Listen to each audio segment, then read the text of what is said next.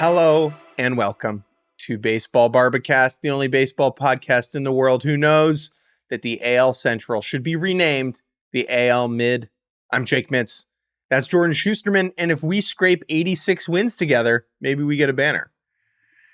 We got a chance. The standards are as low as it gets in this division, but I am excited to talk about it. I know I led off our Shohei Ippei gambling episode yesterday with a joke about how that is what would make me excited to talk about the AL Central. And I want to clarify that joke twofold. Okay, the first thing is that I kind of feel bad going down that route because the truth is, our whole thing is that we love talking about every team, even though some of them are bad, right? So the truth is, I am excited to talk about the AL Central. I am excited to talk about some of these teams, no matter how mid or actively horrible they are. But the other truth is that last year, as late as like mid-August, this was once again on pace to be the worst division of all time, besting only the record that this division set in 2018. So there is a reason this division gets the jokes that it does, but we are going to do our best to bring some enthusiasm to the party. But before we get to these teams, we should probably sauce a little update on Ohtani, Ippei, gambling, non-investigation. The reporting that's come out since we recorded, I would say one is it seems more likely than when we talked that Shohei did not know anything based upon the story told about Ippei addressing the team and Shohei's genuine shock about and confusion over what Ippei had said. We know now that the IRS has been called in, is investigating this, and it's only going to get messier. But the biggest news in my mind over the last 24 hours is non-news, and that is MLB continuing to not release a statement or open an investigation. And where I've kind of landed here on Friday morning is even if Shohei ends up being absolved of any wrongdoing, it certainly smells like a story that should be investigated. I would give it another little look under the old microscope. And so I think it is incredibly bizarre that MLB and Rob Manfred have not said anything publicly, because all they need to say publicly is, we're monitoring the situation. As facts come to light, we will take steps that we feel are necessary. And I understand that's a non-statement, but making that statement at all, acknowledging that this is the biggest story in not just the sport, but the sports, Right. That just shows that you live in the real world. And so I think talking to people around the league over the last 24 hours, that is the biggest shock. It's like, why are we not addressing this? Why are we not talking about Bruno? Yeah, there was a brief post or a brief they put an article up on MLB.com to be like, this is a thing that happened. That was on Thursday, I believe. Or on Wednesday, even Wednesday night. But after that, that has since been either smushed down to the bottom of the homepage or off the homepage. I don't believe there is still anything on Dodgers.com. There isn't anything publicly there. Now, to be clear, there's no shortage of investigations going on here, right? And I'm sure at some point MLB will probably decide they'll throw their hat in the ring for the absolute barrage of investigations that are already taking place. But I agree with you. The fact that you haven't publicly acknowledged, we are aware of the situation and we are at least looking into it, whatever that could mean. That could mean you're not even looking into it, but at least means, you say, listen, we know this is a big deal and we are taking it seriously. That does feel like something that we should probably have by now. Yes, we are aware that the face of our sport is connected to an enormous gambling scandal. Yes, we saw that. Yeah, we caught that news. That was on our feed. Enough about Ohtani. I'm sure we will be discussing this. I think we'll probably talk about this story again at some point. Yeah, I will say. Although quickly, just on the DH beat, JD Martinez is on the Mets. I guess the Mets, they could have had Ohtani. They could have gotten Ohtani, and then they would have been dealing with this. But instead, they get JD Martinez for $12 million. And this isn't that complicated. They needed more good hitters, and if they were going to try and win this year, at the very least, even if they were going to be short-term deals, and this is a very, very good version of that. I think JD Martinez is still good. So It puts the Mets back closer to having to take them mildly seriously. Of course, the pitching is our big question.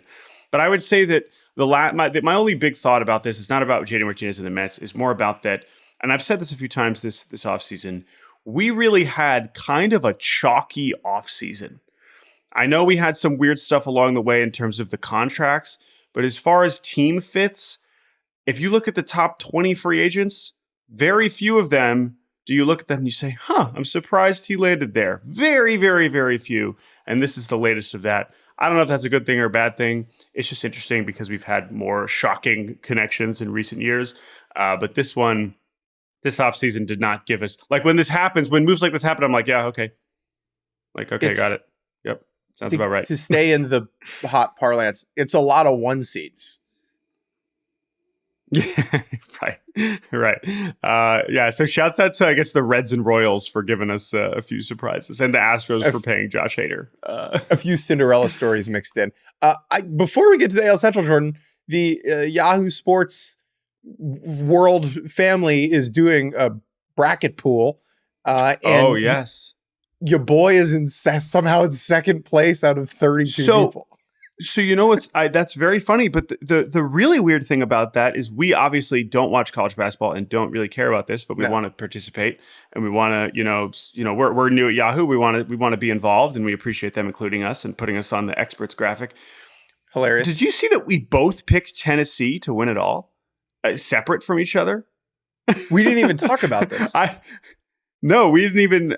We spent 0 seconds, but I looked at everything. Actually, now I'm curious about for the women's, which I guess starts today. But anyway, you're in second place, so that's great. I don't even know what the prize is. We'll see how long this goes. But I guess we're both rooting for Tennessee.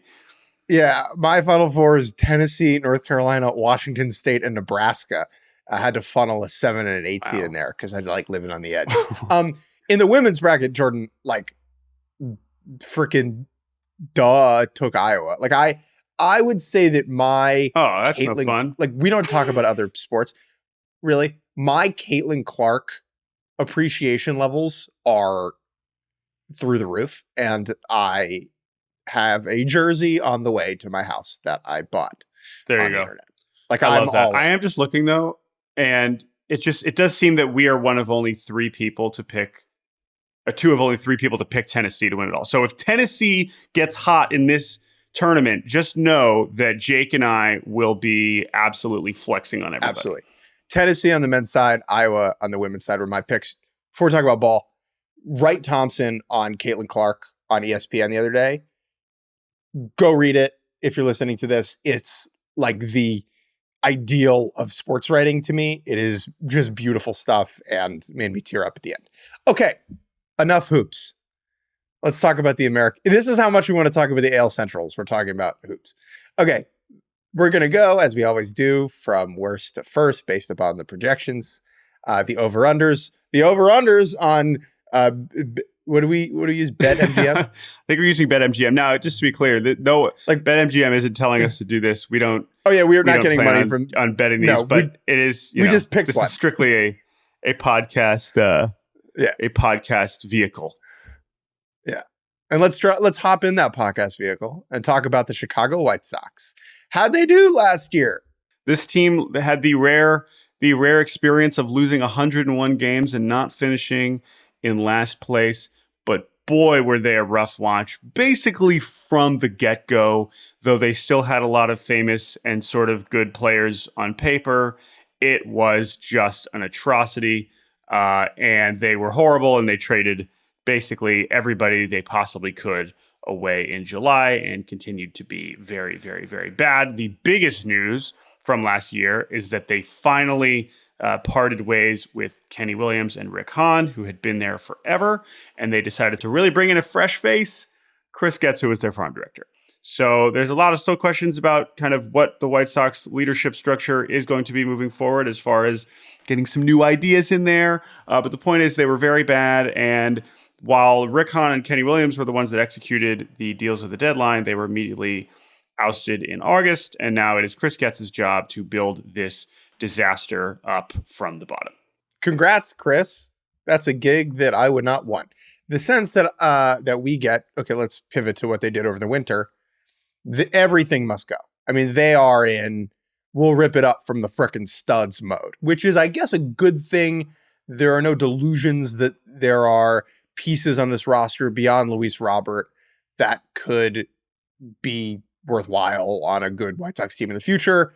So over the winter, they brought in anyone who grew up near Chicago in trades, Paul DeYoung, Nicky Lopez. They traded away Dylan Cease, which is very notable. We talked quite a bit about that. They signed Eric Fetty to a 2-year deal from the KBO to be one of their top starters, and not a whole lot else. But my big question for this club, is this the worst team in baseball? It certainly can be. And, I wrote if they the believe AL in Central themselves. preview. Yeah. And that's the thing is we have different objectives here, right? This is one of the teams, honestly, one of the few teams, right? I mean, even when talking about the Rockies, they are delusional enough to think like, yeah, we're going to be all right. The Nationals, same thing, right? The A's are their own category, but the plan for the White Sox is to be bad. And so when we judge this season, it's not just, oh my God, they're horrible. Yeah, yes, that's the point. Right now, I know they're not going to be, if they are the worst team, they're not going to be guaranteed the number one pick. But this is still about, rebuilding and kind of taking steps forward in other parts of the organization that have nothing to do with the standings. And so it absolutely is prepared to be the worst team in baseball. I don't know if they are, because again, they're still in a division that is worse than the other ones. So it is going to be a little bit harder to rack up the L's. But at the same time, this is a pretty solid, really good chance that being the worst.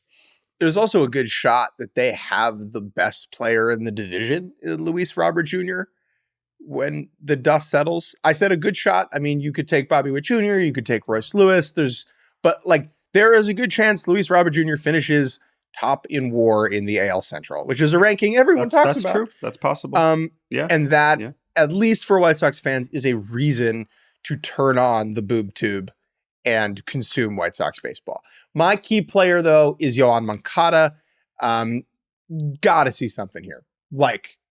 There's got to be some sort of progression. I'll kind of, let me expand that. Yoan Moncada or Eloy Jimenez, because we have passed the point of them being members of the next good White Sox team. Okay. Both have a pretty pricey option at the end of this year. I think it's most likely that both are free agents at the end of this year. But the question is, do the White Sox get anything back from them at the deadline? Can either of them perform to a level that makes them worth trading for from another team? Now, it is incredibly depressing and unfortunate that this is where we have gotten to with the White Sox, that Moncada and Jimenez were supposed to be core cogs in the next contention window for this club. And that window is just so brief, so short, and so fleeting that I am sitting on a podcast now and I'm like, what would be great is if these guys were good enough that they could trade them away.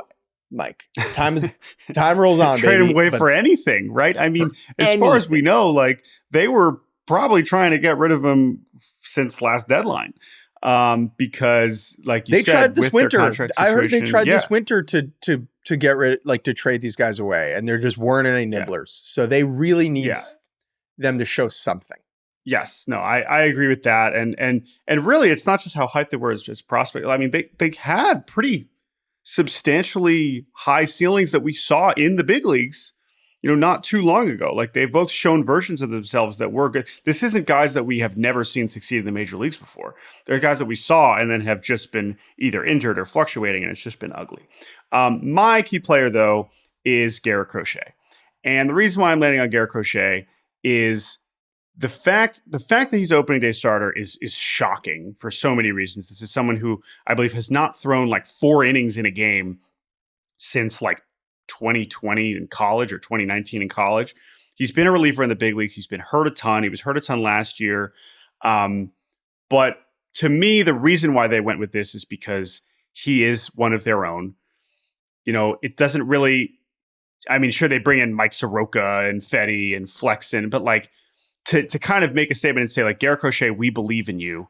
you are a homegrown guy that we think can be a starting pitcher. I think this is kind of a more of a symbolic opening day start than you are our best starter. However, the list of left-handed pitchers that can throw as hard as Garrett Crochet, who looked pretty damn good in spring training, is very short. And so he is the kind of talent on the mound with, again, I wouldn't necessarily bank on it, but there is talent here that if they're right about him, then that is an actual piece that they can build around a 24-year-old left-handed starter. So I'm just fascinated to see him, and the fact that we're going to already see him on opening day is pretty wild. All right, what makes us laugh about the White Sox? Andrew Benintendi is still on this team. I know we were saying, oh, what can they do to trade the veterans? Probably not going to be able to trade the remaining $60 million on this contract. This was the largest free agent contract they had ever given anybody. And for that to be Andrew Benintendi, who promptly had an 87 OPS plus across a full season. He played basically the whole year. He wasn't hurt. He hits 5 home runs. He is just about the most average, not even really average, I should say. He's just nothing. Now, this contract is not like an abomination in terms of how much he's making, but in the context of remember, it's a reminder of where they were a year ago, which was we are trying to win, and now it's we are trying to lose, and Andrew Benintendi is still there, and that's kind of funny.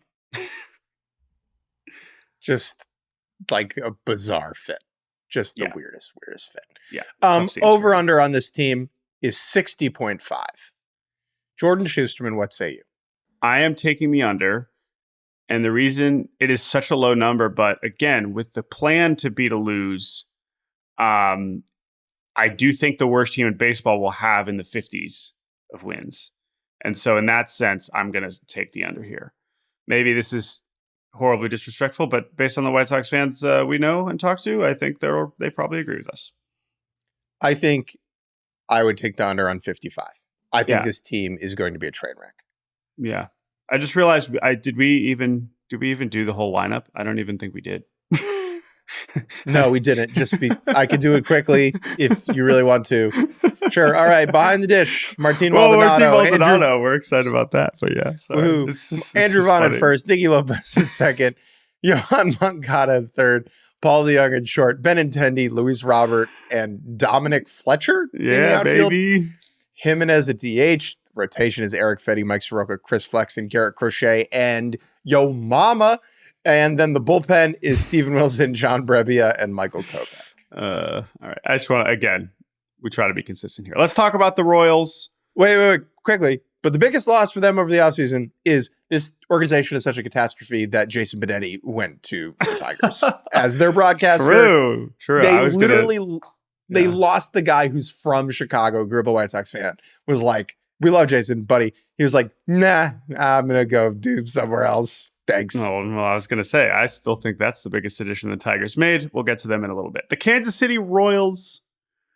Oh my God, they were so bad last year. But I'm wearing my Burlington Royals hat. RIP, the Burlington Royals as a Royals affiliate.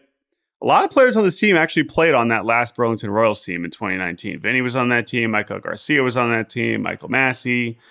Angel Zerpa was on the Burlington Royals. But anyway, last year they sucked so much. Oh my God, were they bad. Now, were they expecting to be good? No. But to lose 106 games, which tied a franchise record, and this is a team that has lost a lot over the last few decades, except for that time when they won the World Series. 106 is so many losses. It's so many losses, and still a couple things went right despite that. They got another huge leap forward from Bobby Witt Jr., who certainly looks like one of the best players in the league. And they pulled off the heist of the century, sending Aroldis Chapman to the Texas Rangers in exchange for Cole Reagans, who made 12 starts in which he struck out 89 hitters in 71 innings, had a 168 ERA plus, and looked like one of the best pitchers in baseball, like right away. Besides that, a very little to feel good about. Really, really bad season. And they knew it was a bad season. And so this winter they said, you know what? let's do something about it. Let's get some guys that we can pay to actually record outs that are not named Cole Reagans. And that was Seth Lugo and Michael Wacha, who they bring in on multi-year contracts. They bring in some veterans for the bullpen, Will Smith, Chris Stratton. By the way, Jordan Lyles bumped to the bullpen. Jordan Lyles has lost his rotation spot. So that's how you know the Royals are serious. I was going to say, can he throw a complete game coming out of the pen? Like, let's say they, how can he munch those innings out of the bullpen? It's easy. Pitcher doesn't get an out in the first. You bring in Lyles and he just finishes the game for you. Very, very possible.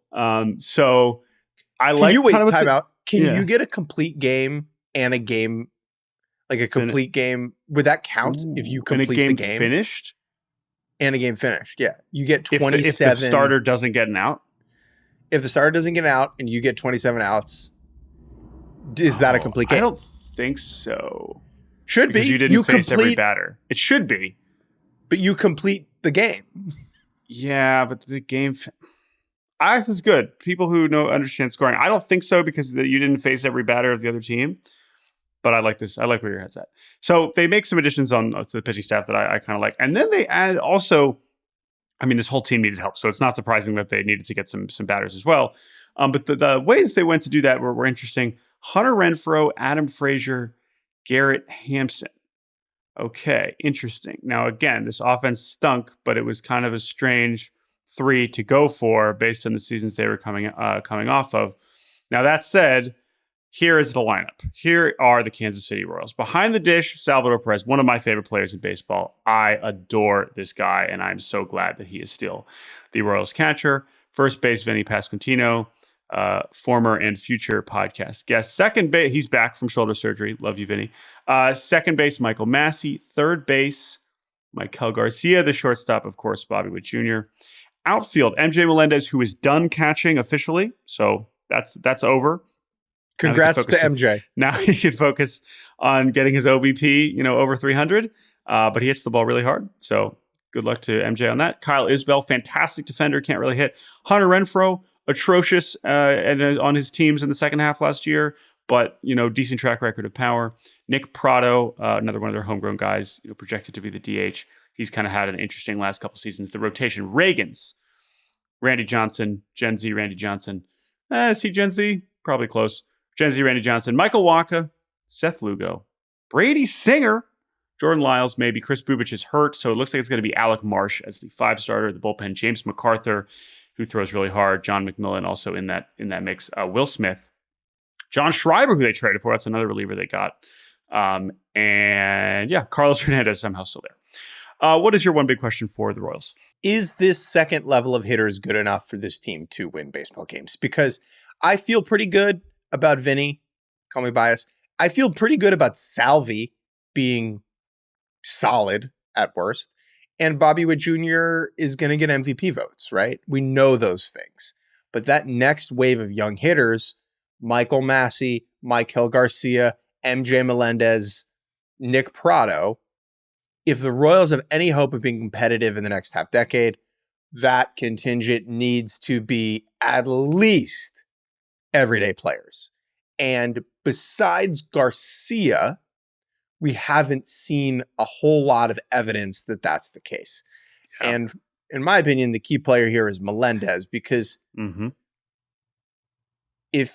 when he came up, it was amazing batted ball, exit velocities from a catcher. Wow.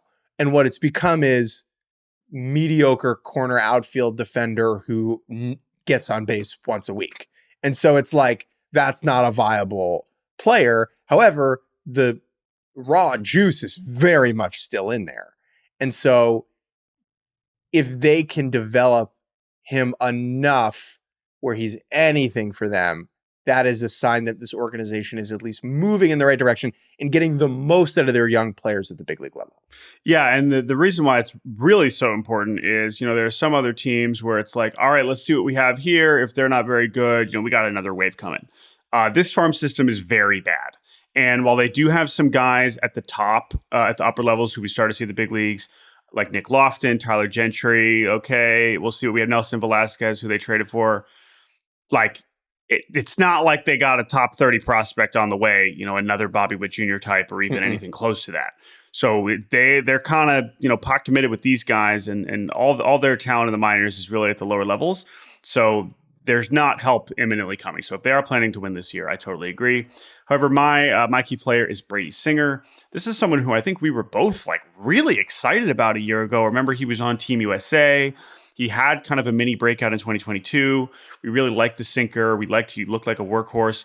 He made 29 starts last year, and he just stunk. He was just getting smashed. And basically, the sinker was not effective. His slider was way worse than it was in 2022. And he, like most of the Royals pitchers that weren't named Cole Reagans, was just getting destroyed. I don't think he's that bad. Maybe he's not as good as in 22. But the fact that now he's the 4 starter and not the 1 starter means there's less pressure. But if he can be good and those other guys can also be good, this rotation isn't bad. But he is a very big part of that because that drop off after the top 3 could still be really, really, really steep. What makes us laugh? Vinny Pasquantino. We've mentioned this theory before. There are the bar to be a funny baseball player is way lower than being a funny human being. And that's okay. Yeah. A lot of baseball players who we say, that guy's so funny, they're the 4th funniest human in your friend group. Okay. But Vinny is legitimately hilarious. And I'm not just saying that because he's our friend, but maybe he is also our friend because he's so funny. Everything he does makes me laugh. The interview he did in the dugout where Bobby Witt Jr. was, do you see this? Where Bobby Witt Jr. was throwing stuff at him the other day. No, I didn't on the broadcast. See this. Oh my God. He was doing an in-game interview and he goes, there are 2 people in Kansas City you don't fight. Patrick Mahomes and Bobby Witt Jr. But I will do it right here on the broadcast if I have to. And I was like, heck yeah. Vinny. Also, there's some baseball players that are funny on Twitter, but not funny in real life. Vinny is also both. Vinny, we love you. We hope you stay healthy, and we hope you have a 450 on base percentage. Over under 73.5. I'll take the over. I don't think this team's going to actually be good, but 73.5 is a pretty low number. So what do you think? I'm going to take the under on that. I have very little faith in the position player group. Yeah. After Pasquantino, Garcia, Witt, Perez. Yep. We just have not seen it. We've seen some Michael Massey stuff. Mm-hmm. I don't think Renfroe has it anymore. Giving him 2 years was kind of a wild move. I know. I don't think there's organizational depth here for when people get hurt. I don't think it's a 56 win team or whatever. I think it's, a 68, 70 win team, but that's the under. And so I will take the under on the Royals. And the good times roll on here in the AL Central, but the Cleveland Guardians, how did they do last season? I think they maybe win the award as the most forgettable ball club of 2023. Congrats, raise the banner. I think that's a fair assessment. However, they were in first place in July, which I had no recollection of whatsoever. They had a million injuries, but again, that kind of goes to show you what this division is all about. But my gosh, they were very, very, very bad down the stretch. This team, I believe, went 11-16 in August, 12-15 in September. Completely fell out of the postseason mix, or not the postseason mix, the AL Central mix, which are 2 different things. We should clarify. Now, what did they do this offseason? Absolutely nothing. This team gave money to Austin Hedges to come back to be their backup catcher hype man to help Bo Naylor. And other than that, they made some trades. So I guess they took a Rule 5 pick. They traded for Scott Barlow. But otherwise, this was one of the quietest off seasons of any. I mean, maybe the quietest off season. It was definitely a top 5 quiet off season. And considering, I guess they traded for Estevan Florial, considering where they were last year, where it was like, okay, let's take steps, let's do something about it, right? Yeah. They seem to trust what they have internally. And I think that it's fair. That is a fair strategy, but it is still always frustrating to see teams spend this little. For instance, I think the Guardians not signing JD Martinez is an abomination. This offense doesn't hit home runs, needs another right-handed power bat, does not have an obvious designated hitter, and JD Martinez just signed. Like, just a prime example of the type of player this team needs. And I think they are doing a disservice to the fan base and to the players currently on the roster by not pushing the chips in a little bit more. We have seen ebbs and flows of teams that don't spend enough money. And I think that the Reds, right? The Reds are no longer 30 out of 30 for deserving our scorn for being cheap. They're not. I think the Guardians offseason was the most unforgivably frugal winter that we had in baseball.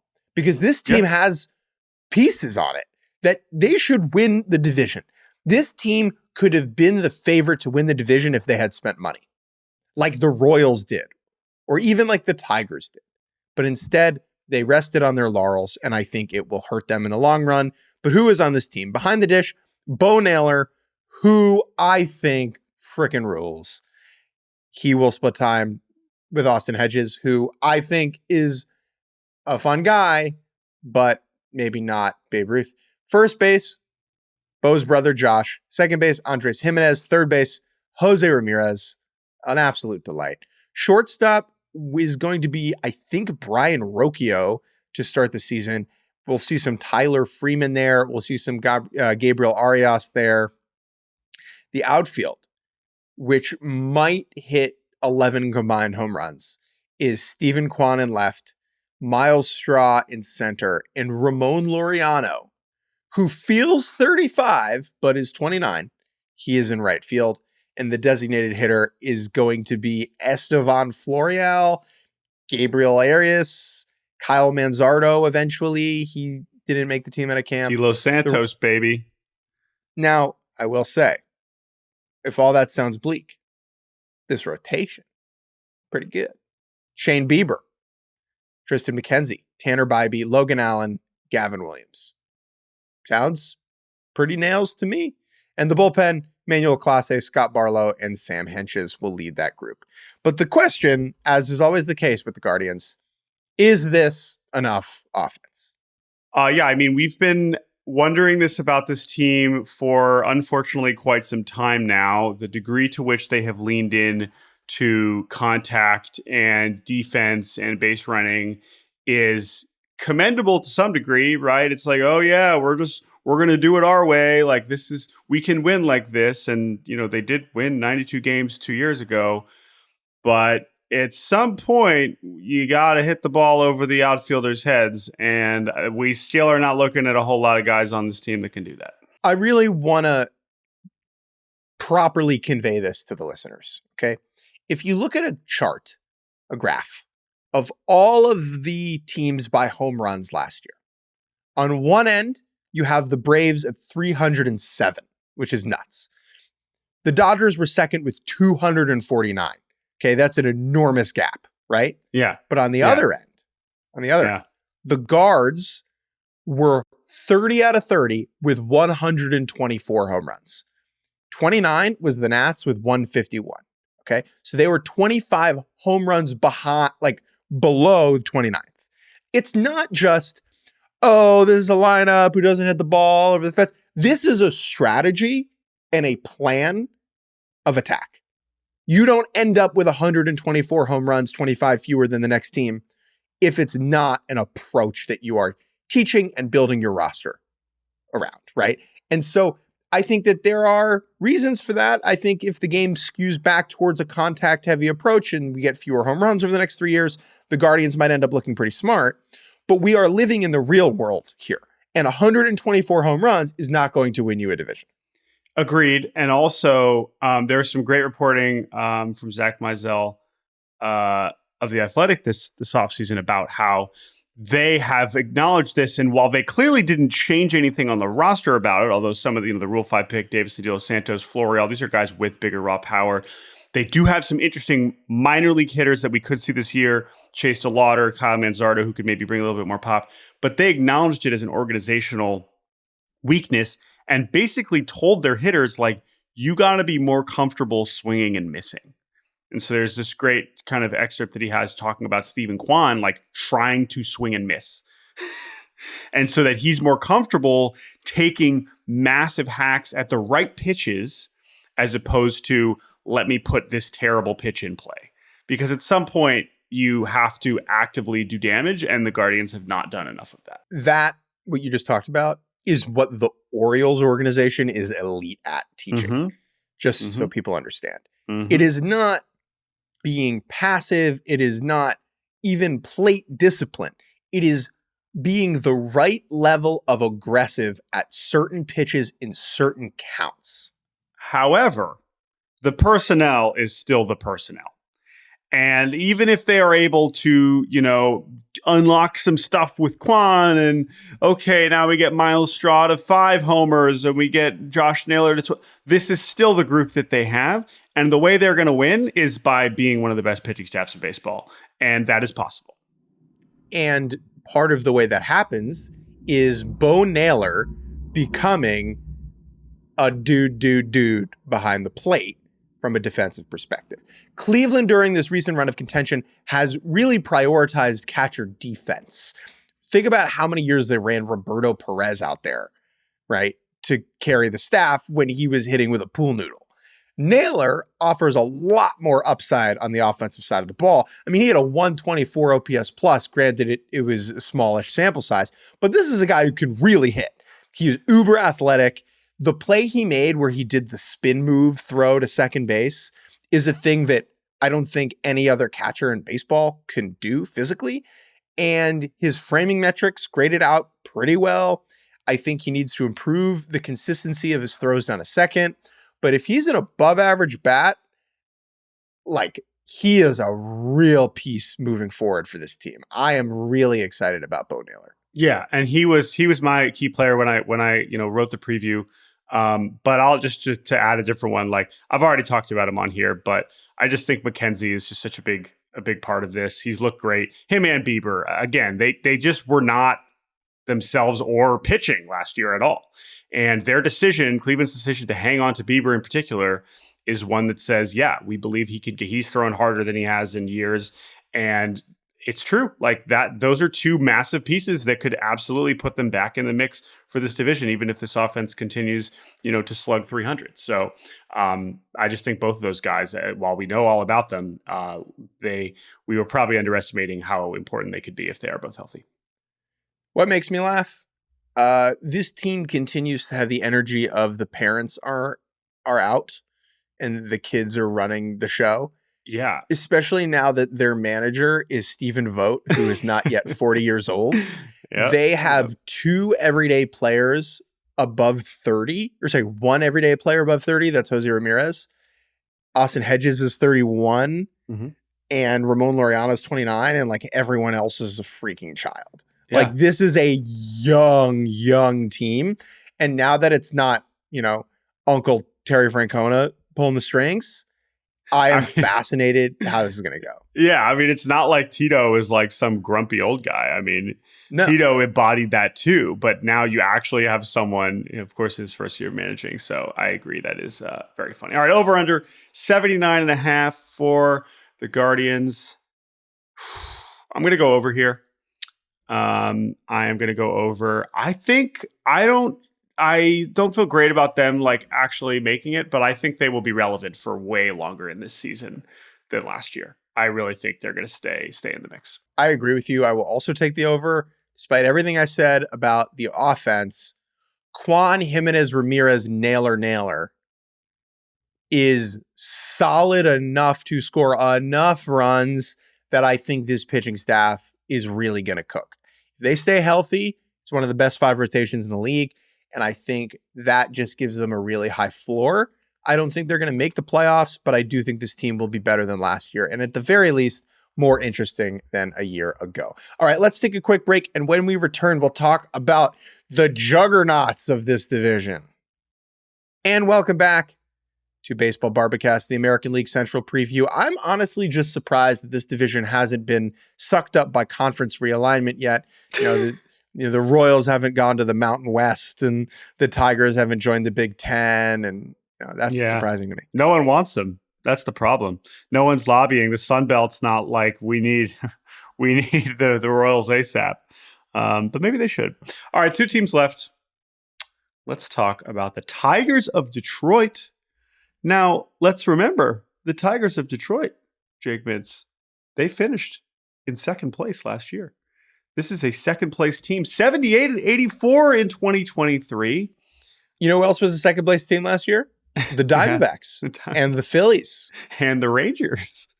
And the Rangers, who won the World Series. Tigers, just like them, 78-84.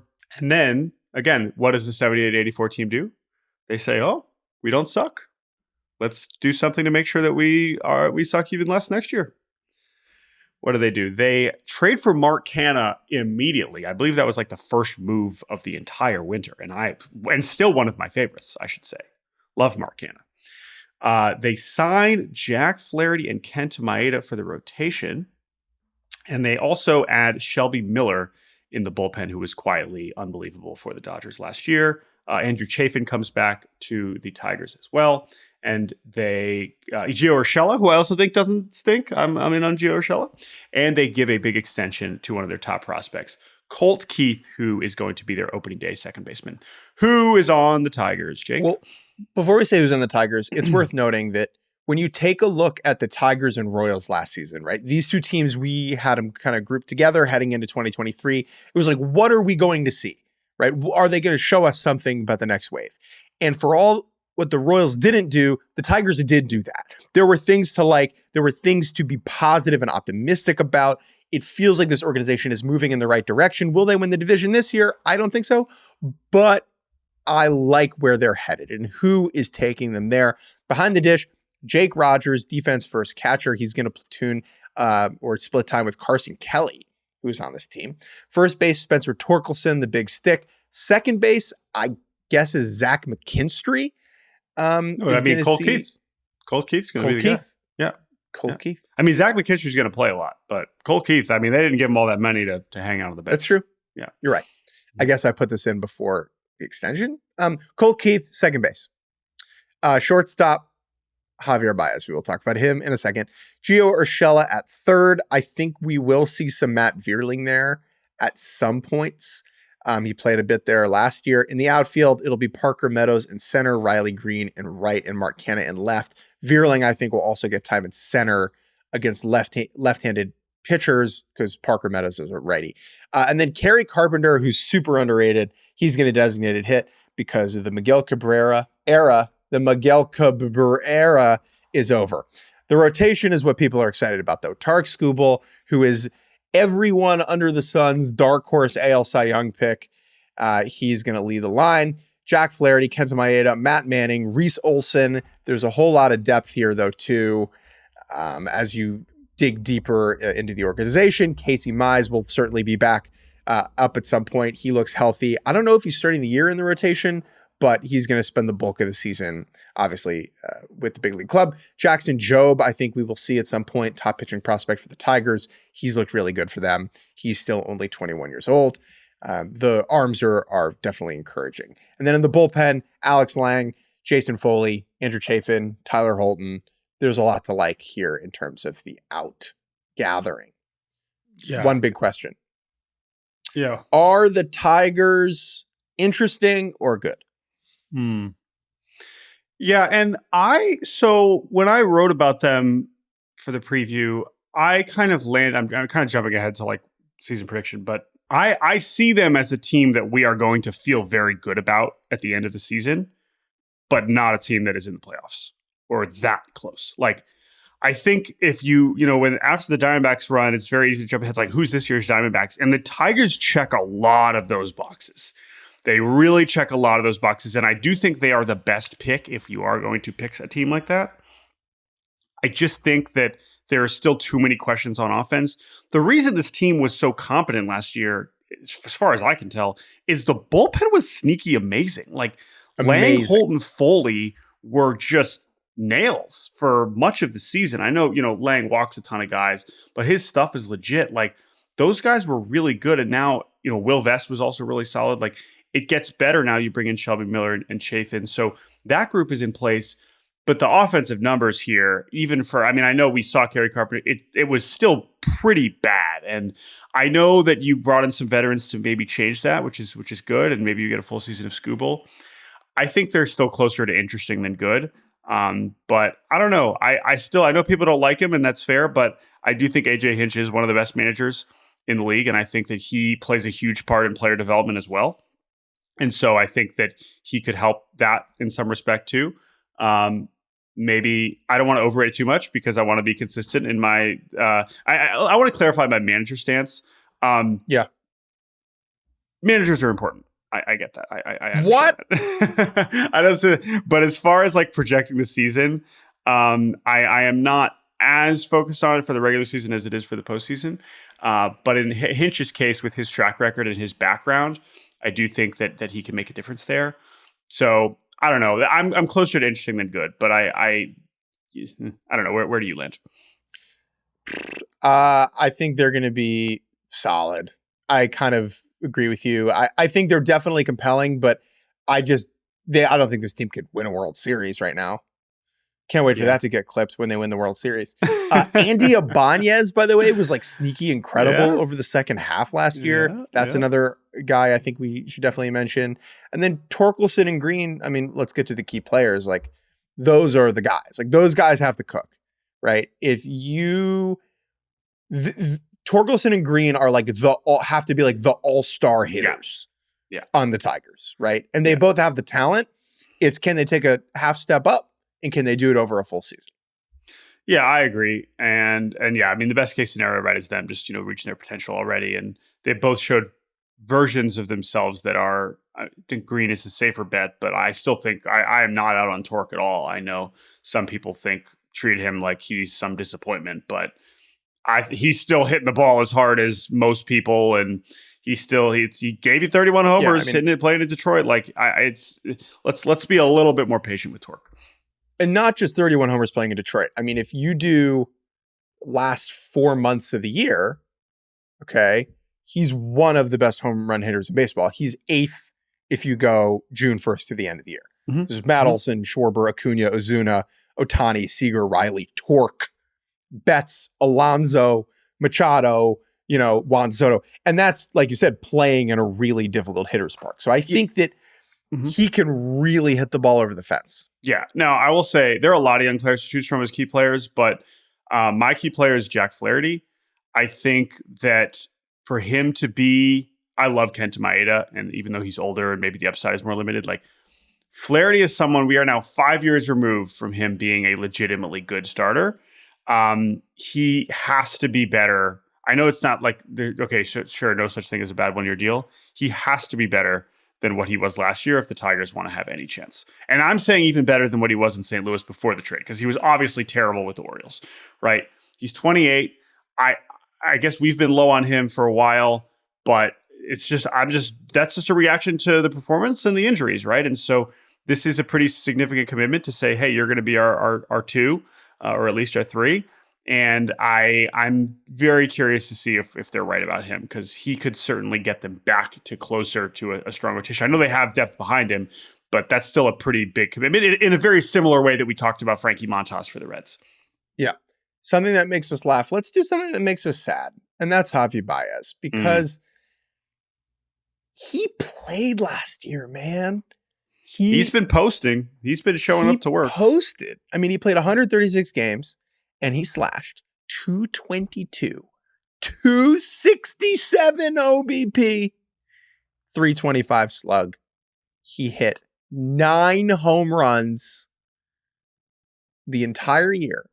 Now, thankfully, his defense is still beautiful and elite and phenomenal to watch and very valuable, right? But as a hitter, oh my God.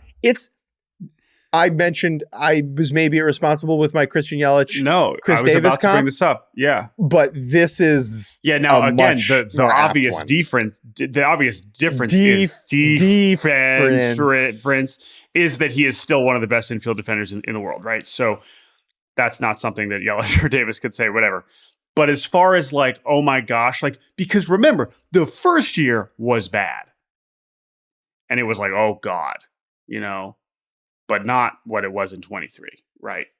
And so I don't know how he gets out of this. I don't know when they decide, we don't care how much you're paying you. We have better players. You cannot play anymore. I don't know what that looks like. Like, I guess you can just, treat him like he's Andrelton Simmons, right? Where it's like, whatever. He's still a plus shortstop, and I literally do not care what he's doing on offense.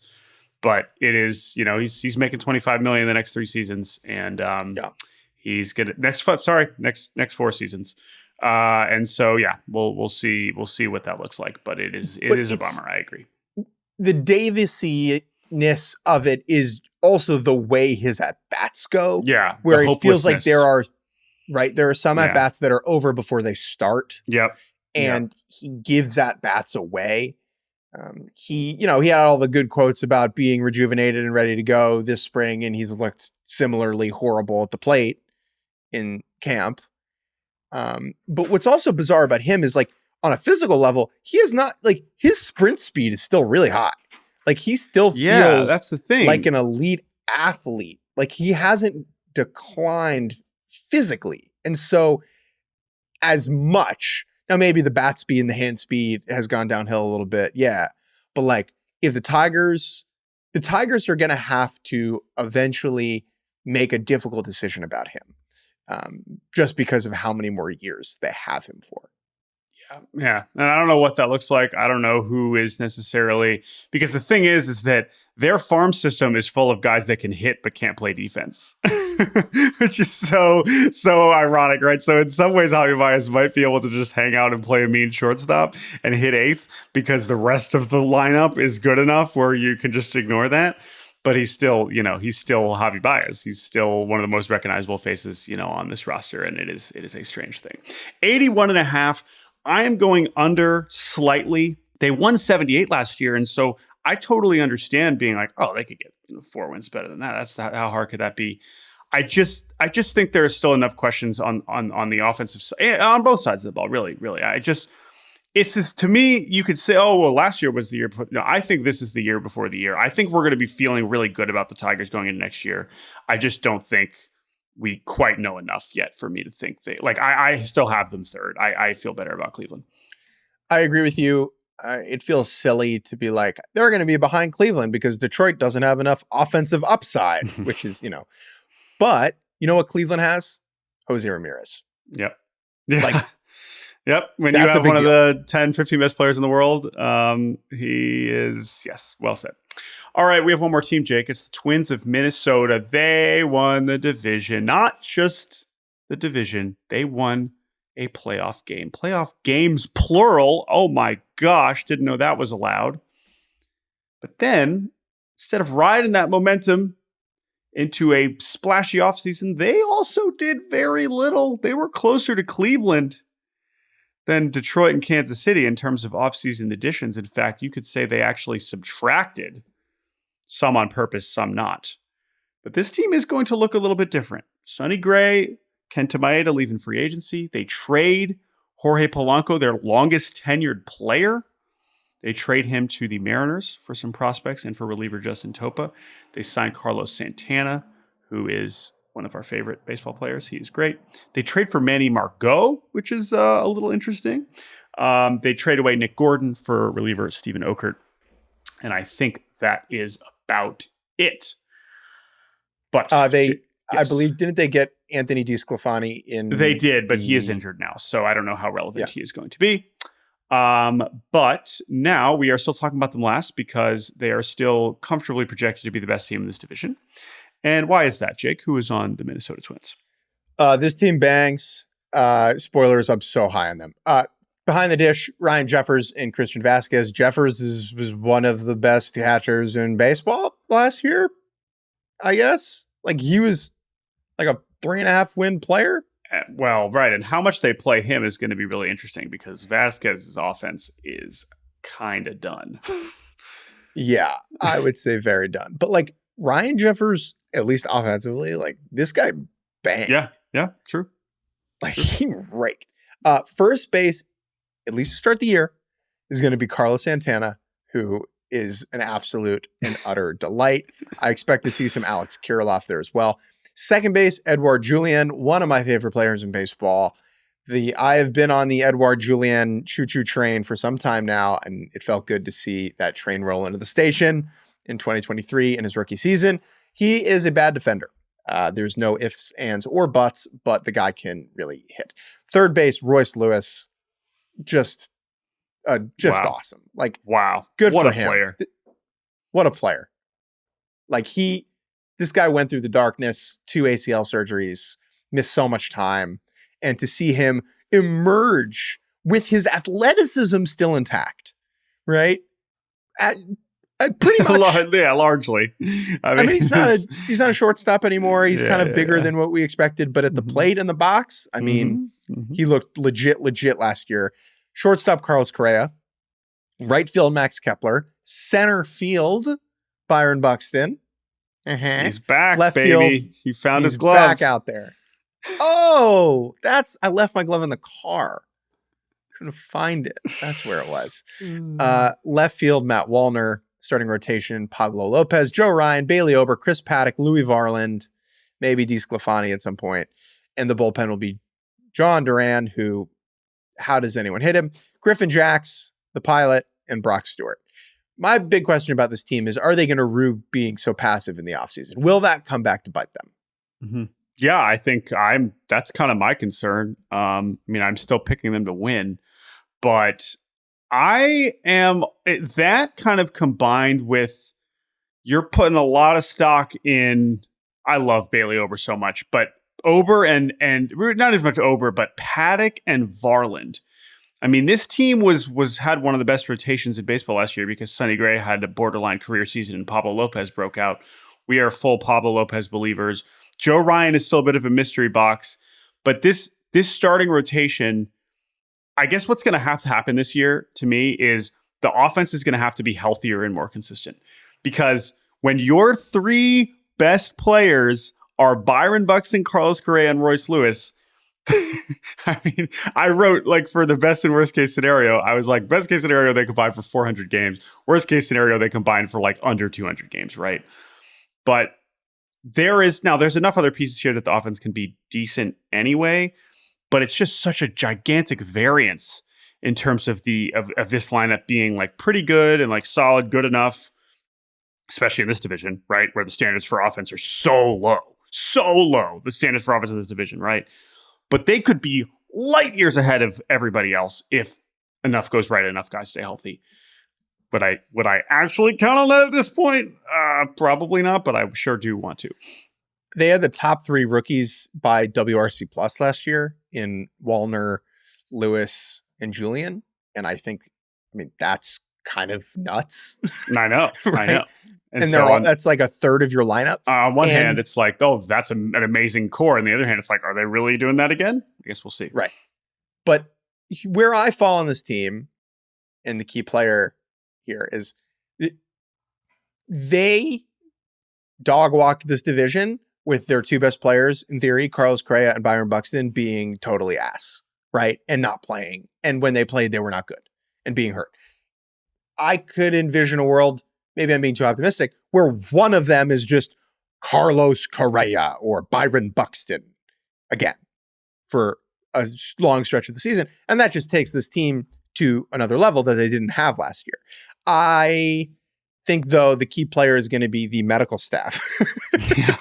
Yeah, no, honestly, right? I mean, the training staff, because Correa is the one I wrote for the preview, like, because to your point, on one hand, you say, oh, well, they won the division and he stunk, so they can do it. On the other hand, I'm like, I ain't betting on that again. I mean, I guess you can because this division is still so weak, but like, dude, we got it. I know. And the other thing is he kind of made us forget about it because he looked so good in those playoff games.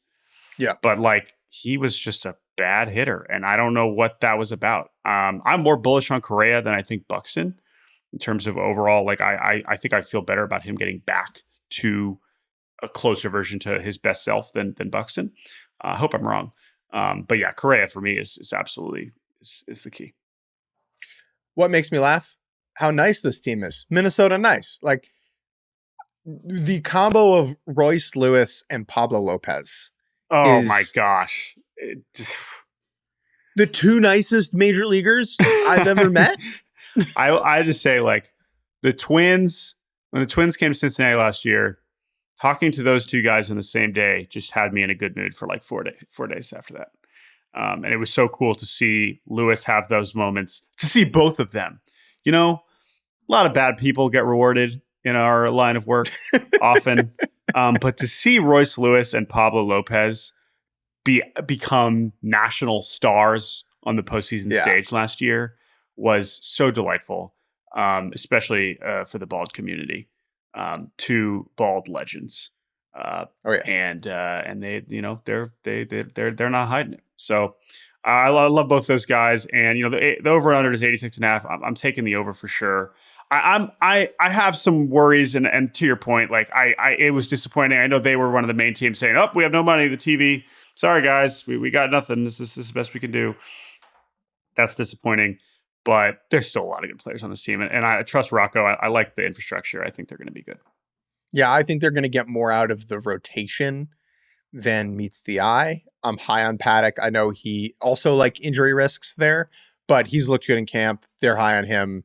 I picked this team to lose in the World Series, which was, I did that like on the Yahoo, preview.